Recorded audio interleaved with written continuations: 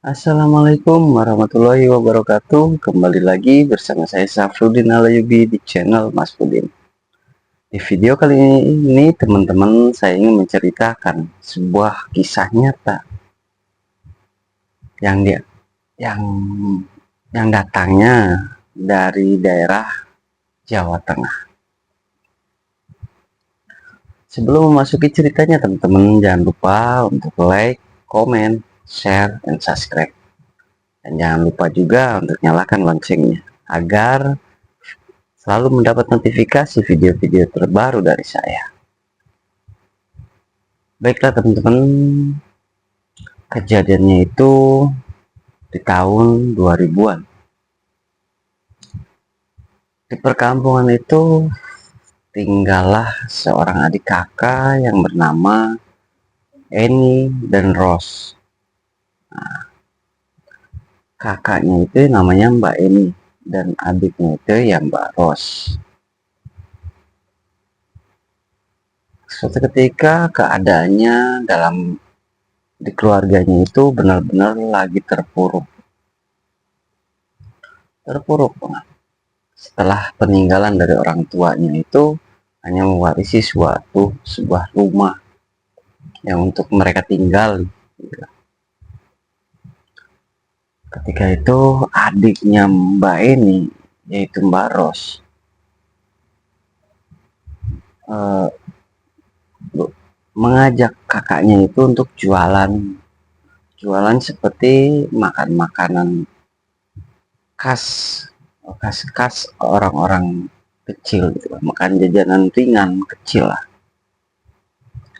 Nah, setelah itu mereka pun coba untuk buka usaha jualan kecil-kecilan. Ya, hasilnya itu lumayan lah buat bertahan hidup. Hingga saat beberapa bulan kemudiannya itu Mbak Mbak Eni ini menikah dengan tetangganya, yaitu namanya Mas Imam. Mas Imam ini orangnya taat loh, istilahnya rajin ibadahnya, tekun. Sedangkan adiknya Mbak Eni ini yaitu Mbak Ros menikah dengan tetangga kampungnya atau tetangga desanya itu, dan tinggallah di sana gitu. Mereka pun menjalani kehidupannya dengan masing-masing keluarga kecilnya dengan buka usaha yang hampir mirip gitu ya, atau ya sama lah, hampir mirip lah, bisa tergolong hampir mirip. Jualan makanan-makanan ringan ala-ala makanan kayak dulu gitu. Satu ketika Mbak Ros ini datang ke rumah Mbak Eni. Mbak, gimana nih? Kok begini-begini aja? Mbak punya solusi nggak? Keluarga kita cuma pas-pasan doang. Mbak Eni pun bilang, ya sabar dulu ya dek. Nanti kan kamu juga kan udah ada suami, udah ada ini ya. Tapi kan kerjaannya kan belum ini Mbak. Belum pasti, masih serabutan. Ya sama Mbak juga, suami Mbak juga sama. Kalau lagi ada tetangga yang nyuruh, baru ada pemasukan. Udah kita tekunin aja dulu jualan ini. Akhirnya adiknya pun nurut, ya Mbak Ros itu ya nurut. Selang beberapa bulan kemudian itu Mbak Ros itu mengambil, karena dengar dari salah satu temennya itu yang sekarang udah lumayan istilahnya beruang atau berharta gitu kan, maju kehidupannya. Mbak Ros ini bertanya ke temannya itu, Mbak, biar bisa maju gimana ya? Ya, emang kamu mau? Ya maulah kayak Mbak. Mau beli ini beli itu kan bisa. Emang kamunya siap?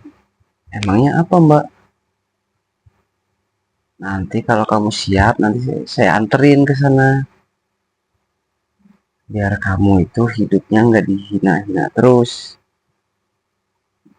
Bukan di situ-situ aja, kamu ada kemajuan.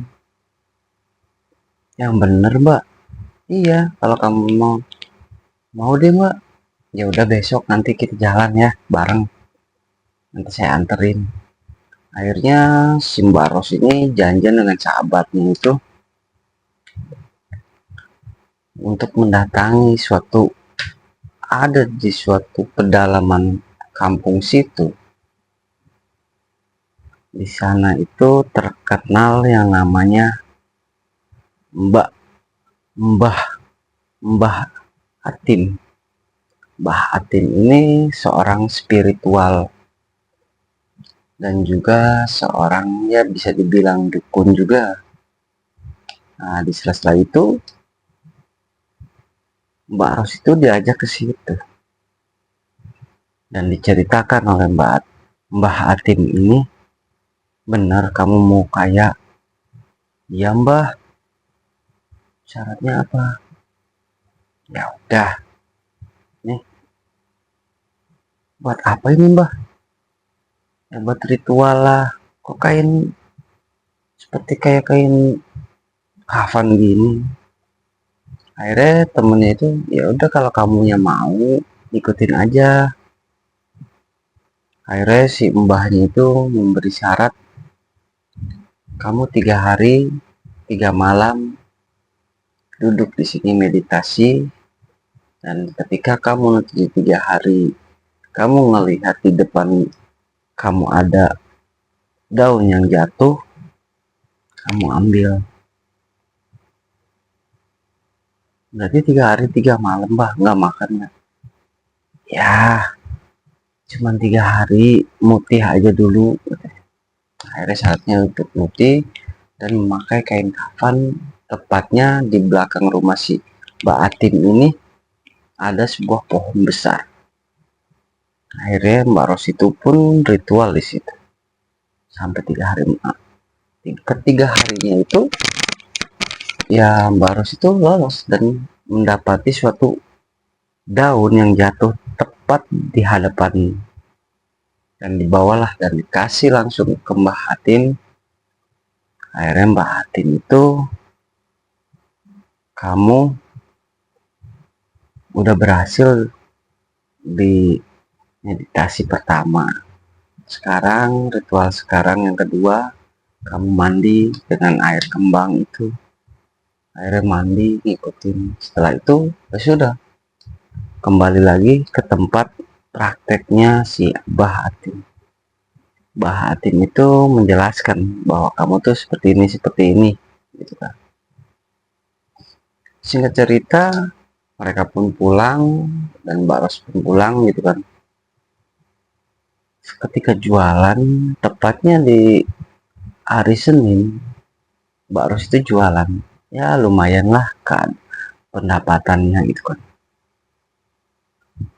Ketika itu di hari Selasanya, Mbak Ros ini harus ke area pesawahan yang disediakan oleh Mbak Atin itu. Di sana ada gubuk, sebuah gubuk bilik yang tertutup gitu kan. Tapi kalau siang itu ya buat berteduhnya para petani. Tapi jarang banget ditempatin gitu kan. Akhirnya Mbak Ros tuh tepatnya jam 8 malam itu menuju ke arah situ. Menuju ke arah situ, setelah di tempat gubuk-gubukan itu, Mbak Ros pun memakai kain yang setelah dia pakai ritual itu dari Mbak Atin dipakai, digunakan. Dan Mbak Ros pun memejam dan membaca mantra-mantra itu. Entah seketika Mbak Ros tuh berubah menjadi sosok pocong. Sosok pocong, dan ketika itu langsung terbang. Karena di perkampungan situ lumayan orang-orangnya itu rumahnya besar-besar gitu kan. Keadaan ekonominya lumayan. Akhirnya tujuannya itu Mbak Ros itu ke situ. Dimanapun rumah yang didatangin sama Mbak Ros yang menjelma jadi pocong itu, keesokan paginya gempar uangnya pada hilang. Bahkan ada beberapa rumah di malam hari itu pun semuanya ngerasa kehilangan, dan semuanya pun mendengar ataupun melihat sosok pocong yang terbang. Nah, ketika itu di minggu pertama, Mbak Eni ini punya inisiatif untuk datang ke adiknya, nengokin adik. Begitu terkejutnya Mbak Eni itu ngelihat adiknya itu tahu-tahu sudah membuat ruko kecil, terus rumahnya udah diperbaiki, dan pakaian pun udah lumayan bagus gitu dibanding Mbak Eni sendiri. Nah, setelah itu Mbak Eni itu bertanya, "Dek, kamu kok usahanya maju cepet banget gini? Udah bikin warung gede lagi." "Iya Mbak, emang Mbak belum ya?" "Ya Mbak, di sana kayak gitu aja deh. Mbak juga capek. Si Mas kalau lagi ada proyekan aja kadang-kadang. Emang Mbak mau kayak gini? Yakin? Emang kenapa Dek? Kalau Mbaknya mau nanti saya anter." Ya, karena nggak berpikir panjang, akhirnya Mbak ini tuh pun mau mengikuti apa yang dikatakan adiknya itu. Izin ya teman-teman.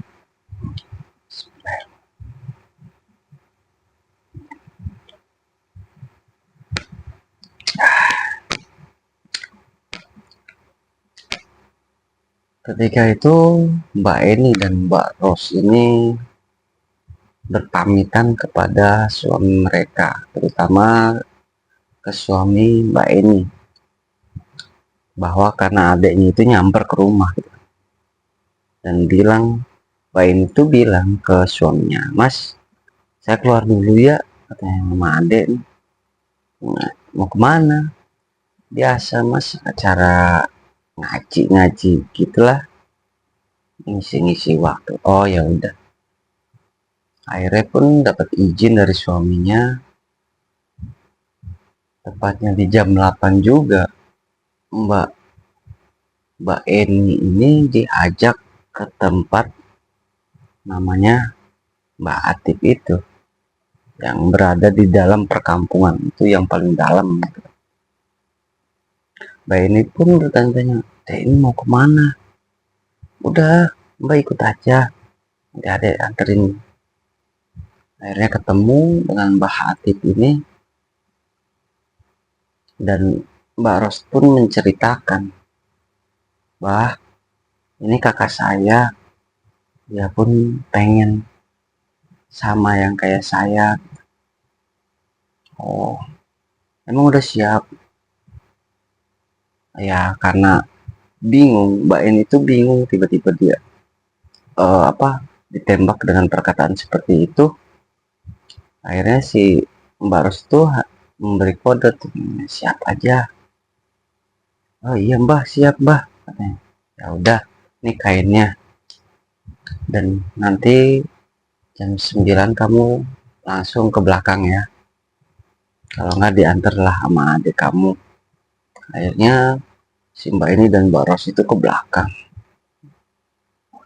tepatnya setengah 9. Mereka pun disiapin. Mbak ini pun nanya, "Deh, ini apaan sih?" "Udah Mbak, cepetan, nanti Mbak sama deh kayak aku, banyak uang, dan beli ini beli itu bisa." Akhirnya Mbak ini pun ngikutin dengan kata-kata adiknya. Akhirnya ritual lah di situ, ritual yang sama, dan itunya juga ritual yang kedua pun sama. Singkat ceritanya, mereka pun sudah melakukan perjanjian pesugihan. Di hari pertama, hari kedua, dan sampai hari ke-10 itu mereka itu meraup uang-uang warga ataupun tetangga desa itu lumayan banyak gitu kan. Sampai-sampai suaminya Mbak ini bingung, duit dari mana kamu dek? Udahlah mas, yang penting kita bisa ini memperbaiki, walaupun mas kerjanya masih serabutan, yang penting kita bisa ngembangin usaha, bisa dapat penghasilan yang lebih banyak. Ya karena suaminya itu ya kok biasa-biasa aja, masuk logika menurut dia, karena hasil dari jualan. Akhirnya suami pun ya menerima, nggak tahu sama sekali. Nah, kamu waktu itu ini sama adiknya sering banget sama adik kamu, sekarang mau pergi lagi.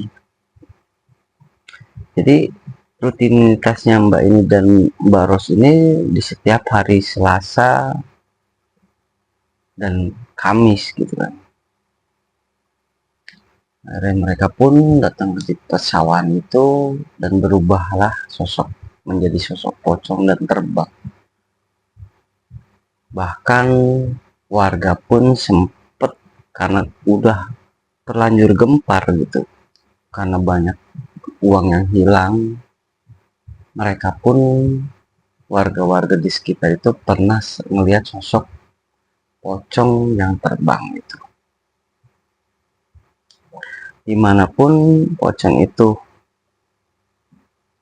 bertempat atau berhenti di situ, maka dipastikan di rumah itu uangnya hilang atau perhiasannya hilang.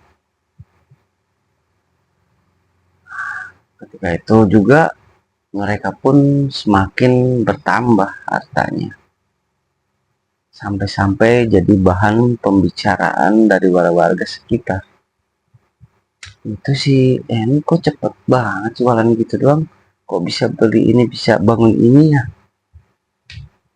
Namanya mungkin dia lagi miliknya. Jadi warga-warga cuma hanya bergosip seperti itu. Sementara gosip yang lain itu banyak yang membicarakan tentang sosok pocong terbang itu. Tapi Mbak ini itu pura-pura tidak tahu, biasa-biasa aja.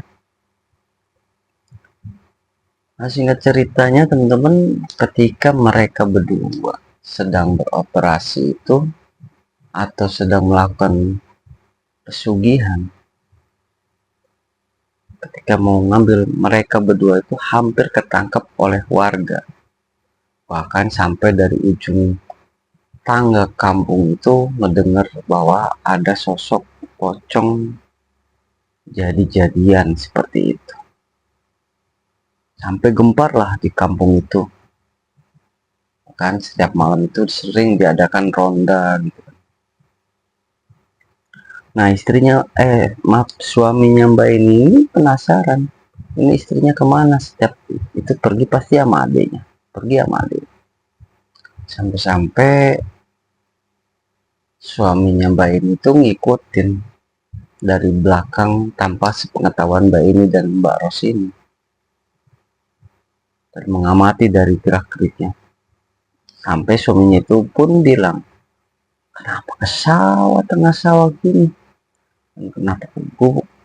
Karena pikiran dari suami ini, Mbak ini tuh mungkin ngejual diri gitu kan sama adiknya, makanya cepet banyak uangnya. Akhirnya pas setelah itu suaminya Mbak ini tuh ngikutin dari arah belakang, jaraknya ya lumayan nggak jauh-jauh banget gitu kan, terlihat jelas. Ketika Mbak ini dan Mbak Ros itu di gubuk itu, tiba-tiba Suaminya Mbak ini melihat sosok pocong yang berterbangan dua, gitu kan, sampai kaget. Dan bahkan suaminya Mbak ini pun berlari untuk mendekati gubuk itu. Ternyata di gubuk itu Mbak ini dan Mbak Ros itu nggak ada di situ, sampai bingung. Akhirnya suaminya pun balik lagi ke rumah. Nah, ketika itu mungkin hari sialnya Mbak Eni gitu kan. Mbak Eni itu kejebak, dan setelah udah lama diincer-incer sama warga tentang sosok pocong terbang itu, akhirnya ketangkep. Setelah ketangkep, keesokan paginya pun dibuka. Warga itu sudah berbondong-bondong melihat siapa sih sebenarnya ini. Ketika itu nggak lama pengen dibuka, tiba-tiba tertolong oleh adiknya ini. Tertolong oleh adiknya ini bahwa mbaknya itu lagi sakit, nggak sengaja salah ngambil kain. Oh, salah, nggak taunya ditubruk sama warga gitu ceritanya itu semalam. Akhirnya pun warga pun mau, iya ada ini mah suaminya juga taat ibadah, mana mungkin. Akhirnya dilepas lah. Ketika dilepas, makasih ya deh udah nyelamatin ini. Aduh takut banget ini ketahuan. Ketika itu pas di rumahnya Mbak Eni, suaminya itu setiap ngaji di situ, sholat di situ kan, ada sebuah ruangan atau lemari yang selalu bunyi setiap setiap suaminya itu ngaji atau apa, atau melakukan ibadah, seperti ada suara sampai-sampai terbuka. Dan Mbak Eni pun nggak lama datang dengan Baros. Mas ngapain? Enggak mas, bingung ini di lemari ada apanya sih, kok kuncinya mana deh? Gak tahu. Kenapa sih mas? Biarin aja sih. Akhirnya curiga kan. Ketika dicurigain seperti itu, kamu uang sih sebenarnya dari mana? Udahlah mas, yang penting kita bisa nggak direndahin sama orang lain. Yang penting kita punya gitu. Setelah itu, lah suaminya ini membongkar lemari itu dan melihat sebanyak tumpukan uang dan perhiasan di situ. Sampai bertanya-tanya, deh kamu uang itu dari mana, perhiasan itu dari mana? Jangan-jangan yang Mas lihat waktu di sawah itu kamu ngelakuin pesugihan. Udahlah mas, jangan banyak ini, kalau mas gak suka, mas pulang aja sana ke orang tua mas, kita pisah aja udah. Saking keselnya gitu kan, akhirnya si suaminya pun pergi pulang ke kampung ibunya di sana. Hampir dapat setahun 2 tahun. Ketika itu juga Mbak Eni sedang beroperasi dan banyak warga menyaksikan, dan juga banyak warga yang ketakutan. Sosok pocong terbang ini benar-benar sangat meresahkan. Tapi bagi bapak-bapak yang berani itu selalu membuat jebakan. Dan di hari apes yang kedua ini Mbak Eni nggak bisa berkutik apa-apa. Karena ketika ketangkep itu tali pocong itu dilepas langsung. Ternyata sosoknya itu Mbak Eni. Warga pun berbelok, ini kan yang suaminya rajin ibadah, kenapa gini sampai dia.